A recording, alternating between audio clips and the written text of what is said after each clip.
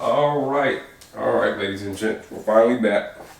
It's been a minute, but we're back to it. Been busy. Life been busy, but it's been good. So, in the previous video, we did problems.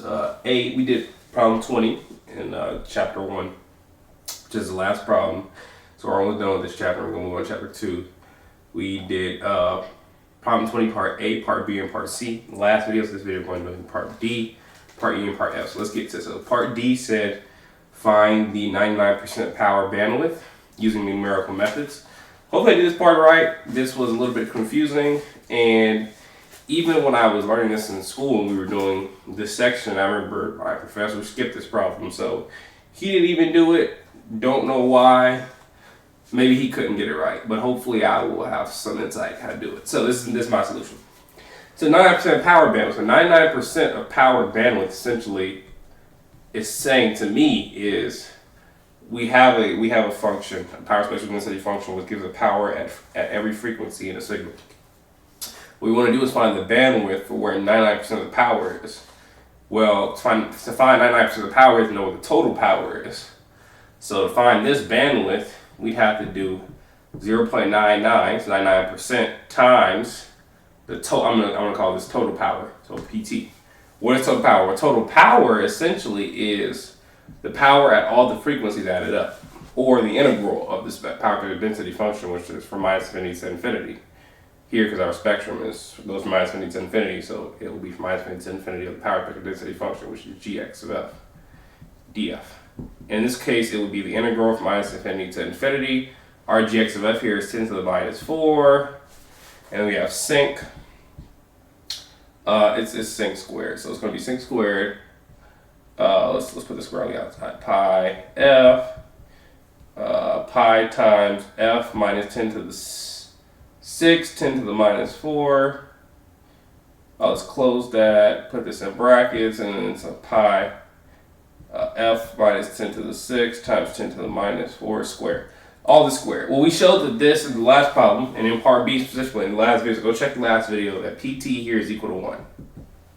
Funny enough, when we integrate is equal to 1. So, the bandwidth then, also this is going to be, this will be one-sided, so we need to multiply by 2 here, because this is a two-sided spectrum. So the bandwidth here is going to be 2 times 0.99 times Pt here.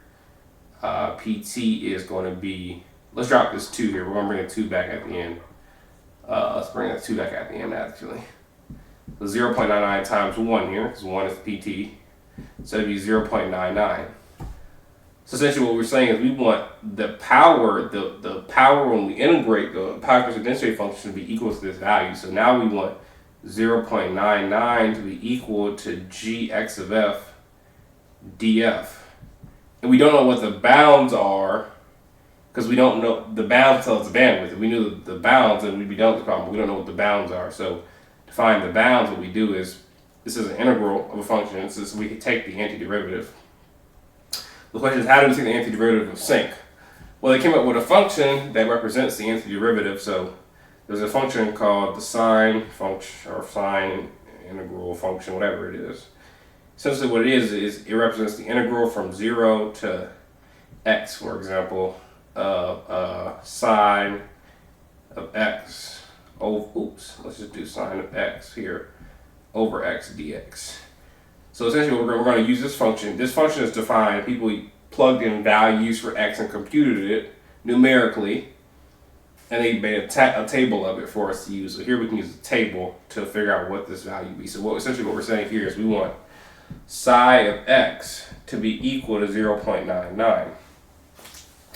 Okay, so then we have to go to the table to find out what this value is. So in the table that I use, in between, so at let me just make a little note here.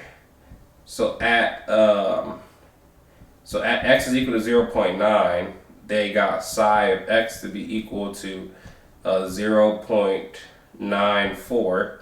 And then at x is equal to 1, they got psi of x to be equal to like 1.05 or something like that.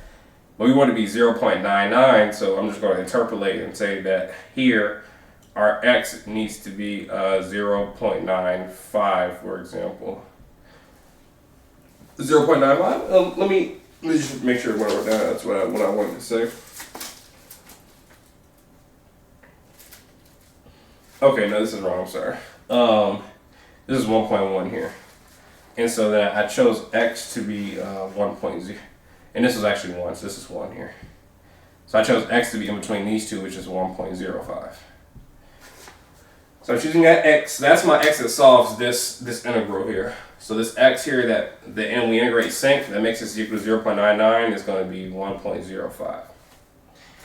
So now we've established that. Let us go ahead and solve for what f needs to be. So this is in terms of x. Now let's substitute this value in for f. So here we know that for our sinc function, we have in the inside we have pi f naught times 10 to the minus 4, right? And that's going to be equal to x here, in the previous integral we just did.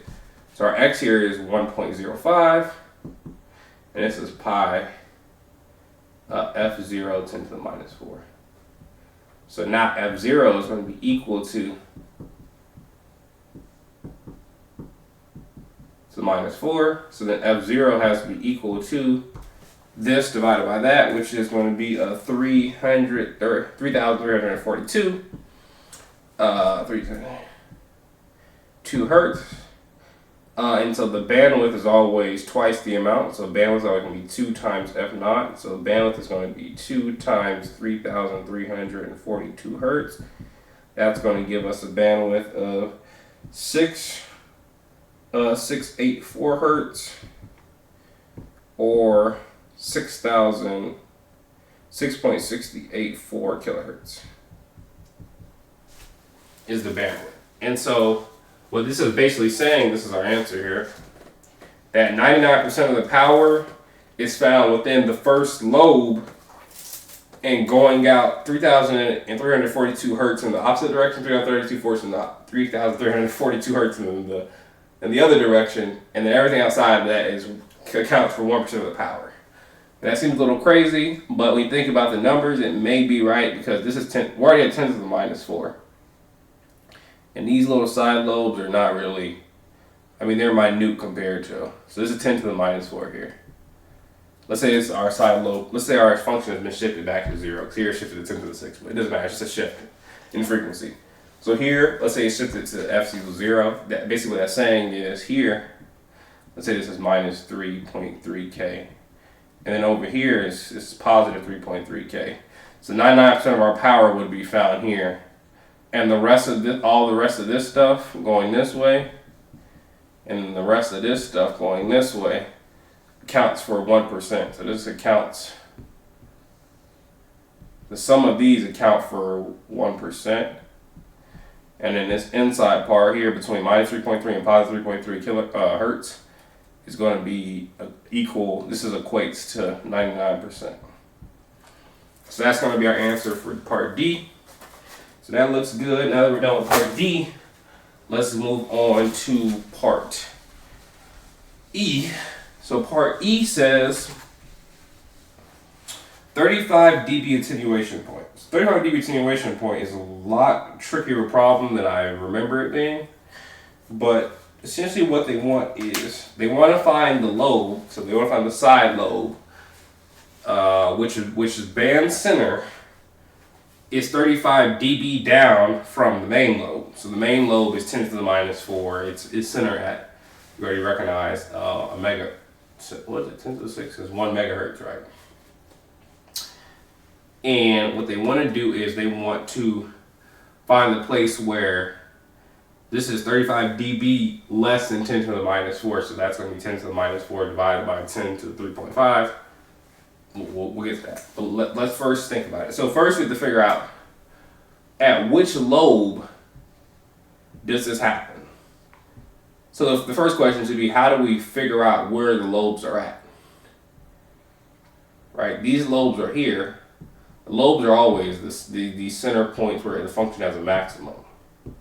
So the question is, where does the sinc function have a maximum? Well, the sinc function has a maximum at tangent x is equal to x. Right, and that can be shown, shown easily, not easily, depends on how your outlook is in life, but this can be shown. And this has solutions that I won't go into because they're more complicated than the scope of this problem.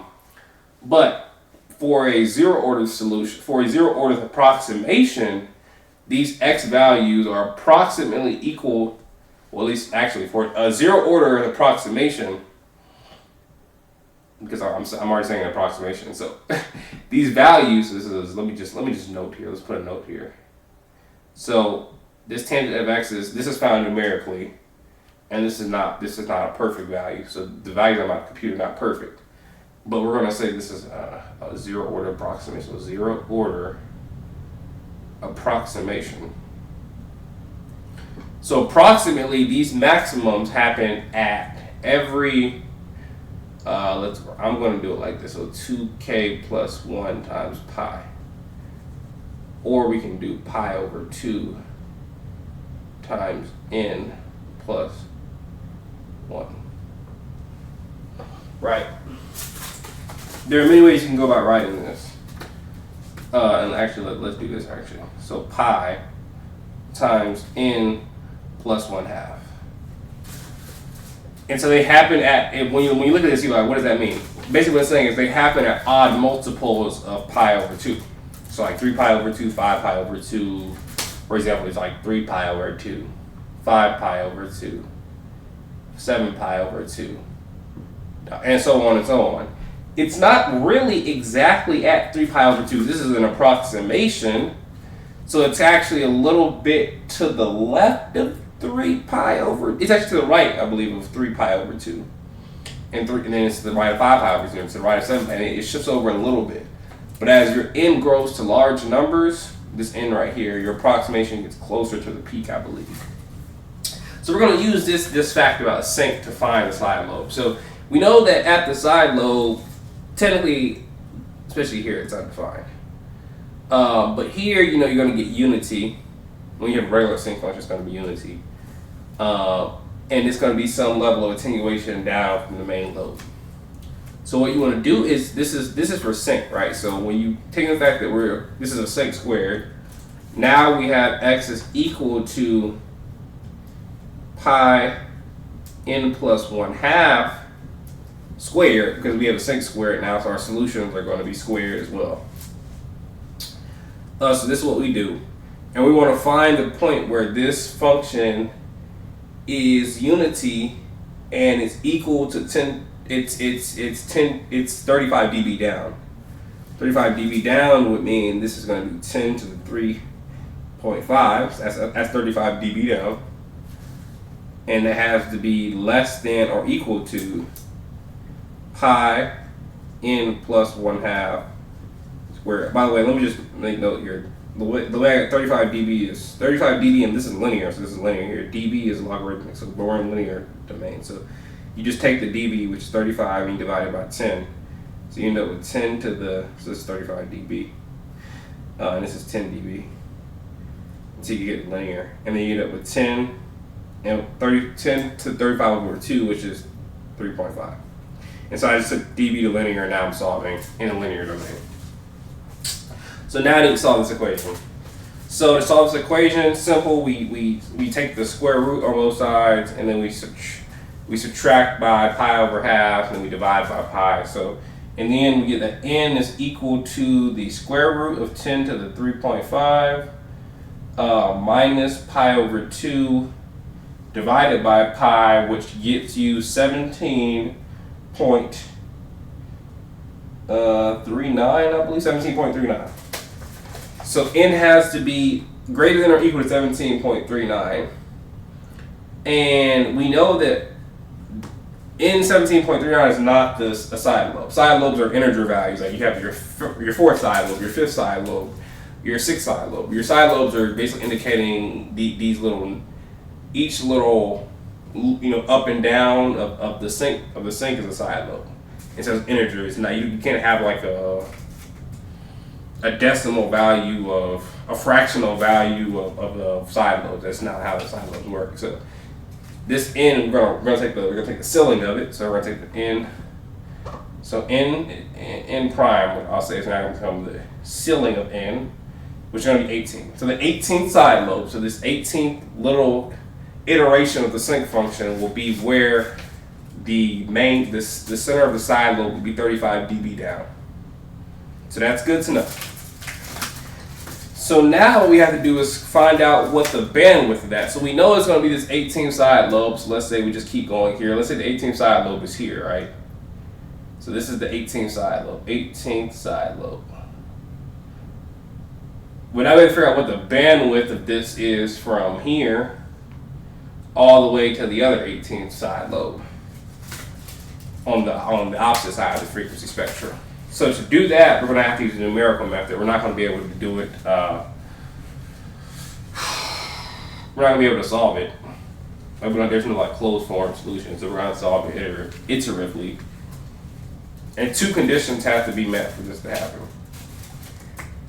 One is pi 10 to the minus 4 times f naught has to be less than 10 to the 3.5, right? We already know that. This has to be, this inside part has to be 35 dB down. And then the sinc function itself has to be equal to the sinc function.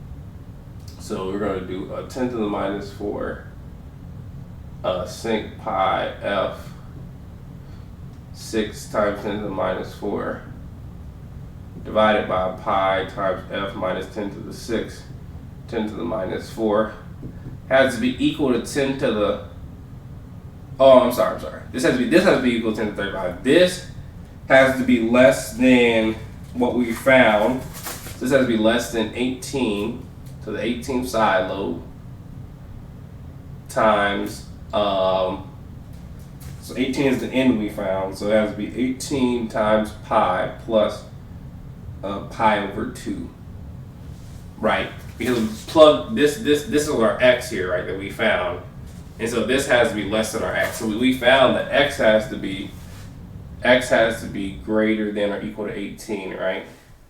Well, x here is equal to x here was equal to pi f naught 10 to the minus 4. That's what we're going to plug into the sinc function. And this 18 shows that this value has to be plugged into here. So here, this 18 has to be plugged into, and we're going to say this has to be greater than or equal. This has to be less than or equal to 18 times pi plus pi over 2, right? So these two conditions have to be true. So the function has to be 35 dB down, and the inside part has to be less than this value. So this is going to happen a whole bunch. Like you're going to pass 35 dB point a lot, like on your journey. So what I'm saying is, and let me show you graphically with the sinc function. Let's just draw a couple lobes. That'll get the point, right? So in your journey down this loop right here, right, you're going to pass 35 dB point here, let's say for example, and then you're going to pass it again here, and then you're going to pass it again here. Every time you go, and here as well, and here as well, you're going to pass the 35 dB points. You keep going up and down this slope, but you want to get to the lobe where when you pass it, right, when you pass it, it's at this maximum value. Or it's beyond the maximum value. You know what I'm saying? Or you get to a lobe where you don't pass it at all. Right? So you have to keep solving this function until this part has to be true. So you have to be at the point where it's 35 dB down. And then you have to get to the part where you actually have the bandwidth where your band center is less than 35 dB points. So this point here, right, is less than this point. That's essentially the second condition. So the second condition is this right here. You get to the point where this is less than that. And then you want to get to the point where this is equal to that. So that would be like this condition here, where your band center is exactly at there. Right. So these two conditions basically make it what we're trying to find. To do this, we have to solve iteratively. We have to keep solving all these solutions. Like our first solution, we plug in this, right? This is our first solution. We plug in this as our second solution. And we keep going until both these conditions are met. And so there's a formula, or not formula, there's a program you can run to do this. I may put it I may just put it in the link of the comment section. But anyway, or actually the description rather. Anyway, when you do that, what you end up getting is you end up getting this value, so 55. So 55.171, something like that, 71 is what you get for your the frequency you're at. And that's pi of f over 10 to the minus 4. And so to solve this, what you'll do is you'll solve for f naught. So f naught here is going to be equal to 55. Sorry, this is for x here. This is our x. So 0.171. And then you're going to divide that by pi times 10 to the minus 4. And that's going to give you 175,614 hertz. And you multiply that by 2, so now our bandwidth is going to be equal to this, so 175, because this is double sided, so you multiply by 2, guys, don't forget that. Hertz, it's going to be, so our answer is going to be hertz, right? This is going to end up being 351.2 kilohertz. Let's just put the kilohertz. So 351 kilohertz away at the 18th side lobe is where your main center lobe is going to be 35 dB down from the main lobe.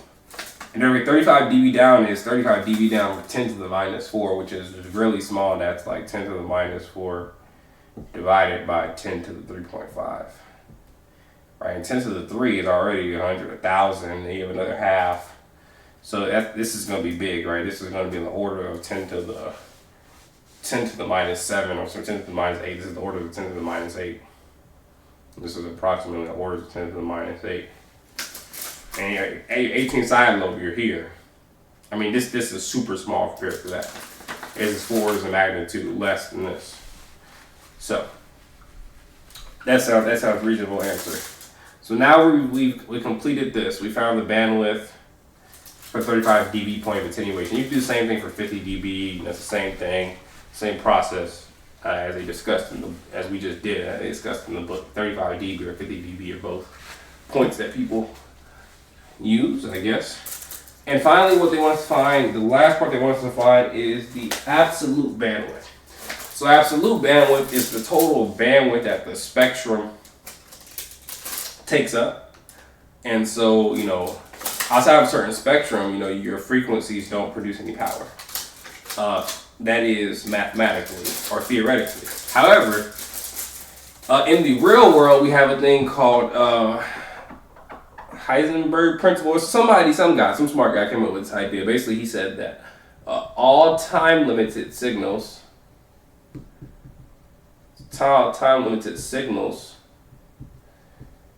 are band infinite.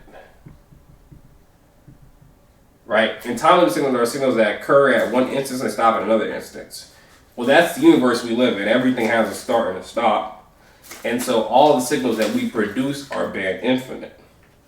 And especially a sinc function, because this usually comes from a rectangle function, which has a start and an end. So in the time domain, you'd have a function that looks like this, where this is the start, let's just say t minus, and then this is t positive. You have a start and a stop. And so then in the frequency domain, you have a sinc. Well, the sign can be computed for all values of x, or f, or any integer, or any variable rather. And so our signal here is actually, it's band infinite. So the bandwidth is infinity. And really, to be more specific, the bandwidth is from minus infinity to positive infinity. Now the flip side is one extra note. On the opposite side of this, all time unlimited signals, that means it has no end and begin, unlimited signals, are band finite. Right? So this is a duality, the two are dual with one another. So If you have a time limited signal, it's band infinite. If you have a time unlimited signal, then it's band finite. So that's the answer to our last one. The answer here for the absolute bandwidth is minus infinity to infinity. And that's it. As simple as that. I gave us the easy one last one. So that was all for chapter 20. A couple problems at the end that I can just go over real quick. Add some answers to if you guys are just interested in that. So the first one said, let me read some of these problems. How does the plot of a signal? So these are questions. These are actually question and answer rather than like solving the problem. Question 1 point is, how does the plot of a signal's autocorrelation function reveal its bandwidth occupancy? And I said, if signal's autocorrelation plot is steep, that means it rises quickly, it has a steep incline, and the signal has high bandwidth, high frequency content. Because if it was correlated, it was highly correlated right to itself, and it wasn't changing as frequently, then it wouldn't be as steep. Because even if you have a small change in time, when you compare the two signals, the signal hasn't deviated that much from where it's at time. If you have a signal that's high frequency and it's moving around a whole bunch of time, if you look away for a second and look back at the signal, it's already jumped to a whole new place. So, if it rises slowly, then the signal is probably low frequency. It doesn't exhibit large change even with some time delay. Right? Question 1.2 says, what two requirements would be fulfilled in order to ensure distortionless transmission through a linear system? If you want distortionless transmission, you have to have linear phase, and you have to have an ideal filter with no magnitude distortion, which is not real. All filters have some level of magnitude distortion, and most systems have some systems that have irregular phase or nonlinear phase components. Okay, part 3, 1.3. Define the parameter envelope delay or group delay. So group delay is a measure of how fast the phase shift is changing at a given frequency for a filter, group of filters, or a system. And so you can look at like, okay, at this frequency, my phase is shifting by 180 degrees, you know what I'm saying? And so that would be a large phase shift for a system. So group delay gives us a measure of how quick that phase shift is at the frequency that we're interested in, especially if it's a filter that is set for some frequency or set from some range of frequencies. It's important to know what the phase response and group delay of it is. Finally, what mathematical dilemma is the cause of there being several different definitions of bandwidth? As you saw here, all these different definitions of bandwidth. The kind of rationale I put here is people. Well, I put people. I put humans because everybody came up with their own ideas. But really, because no signal is fully band limited. No signal is fully band limited. They're time limited, so they're band infinite. And not all waveforms or signals have a consistent waveform, lobes, or structure, so they're hard to define. So people had to come up with clever ways to define certain signals, try to define all signals, and so people tried different things. But because signals are not uniform in the sense how you would expect things like natural things to be uniform, it's hard to quantify them or put them in a box, parameterize them, because they're so different, especially depending on what type of modulation you're doing, what system it's involved in, what conditions the system is dealing with, and so there's many different reasons why. Those are just a couple. And so those are the questions at the end. So we're done with chapter 1. Now we're going to move on to chapter 2. Hope you all enjoyed it.